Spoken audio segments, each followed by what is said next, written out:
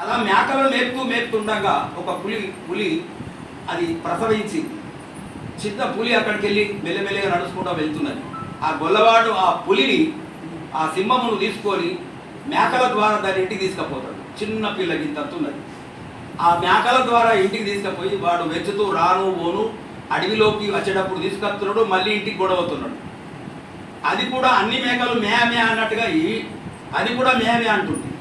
అంటదా కదా, మనం ఎవరినైనా దత్తపుత్రుని మరటోళ్ళు తెచ్చుకుంటే మన ఇంట్లో కత్తాడు చిన్న పాప, వాడు వచ్చి మనం ఎట్లా మాట్లాడితే వాడు నేర్చుకొని వాడు తెలుగుడే తయారవుతాడు.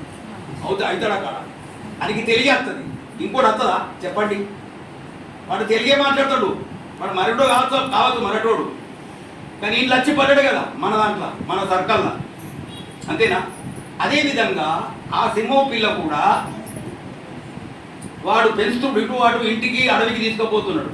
అలా తీసుకుపోతే ఒక పెద్ద సింహం దూరం నుండి చూసింది, అరే మేకళ్ళల్లో ఈ సింహం మేస్తున్నది, దీని సంగతి ఏంది, ఇది నా స్వరూపము, దీన్ని తెలవదా ఏంది అని అది అనుకుంటుంది. ఏమన్నా కానీ అని చెప్పి మెల్లగా సాటికెళ్ళి పోయి ఆ సింహం నువ్వు ఇక్కడ రానంటది.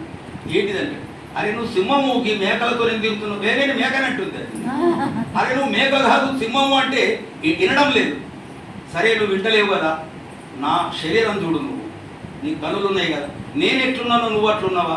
ఆహా కాదంటుంది. నమ్ముతలేదు. సరే అని ఒక బావి దగ్గరికి తీసుకుపోయి ఆ బావి లోపట చూపిస్తుంది.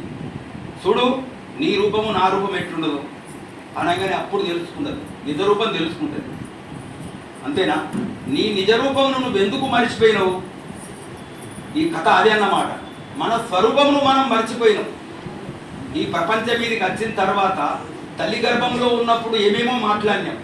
ఏ పరమాత్మ నీ దయ, నన్ను ఈ గర్భనరకం నుండి తీసేయి, నీ ప్రపంచం మీదకి వచ్చినాక నీ నామస్మరణ చేస్తా, నీ భక్తుల సాంగత్యమే చేస్తా, నీ సాధనకే నేను పొందడానికే నేను నిర్ణయం చేయగలుగుతా, కానీ ఇప్పుడు నాకు ఈ గర్భనరకం నుంచి పోవాలని అప్పుడు మనం ప్రాధేయపడ్డాం. తర్వాత గర్భం నుండి భూమి మీదకి వచ్చిన తర్వాత అయిపోయింది, అన్నీ మర్చిపోయినాం. అవునా కాదు? కాబట్టి సద్గురు ఉపదేశం ఏదైతుందో సద్గురు వల్లనే ఈ ఆత్మజ్ఞానం అనేది ప్రతి వాళ్లకు లభిస్తుంది. సద్గురు మనకు దొరకదు. శ్రవణ మనన నిధిధ్యాసముల ద్వారా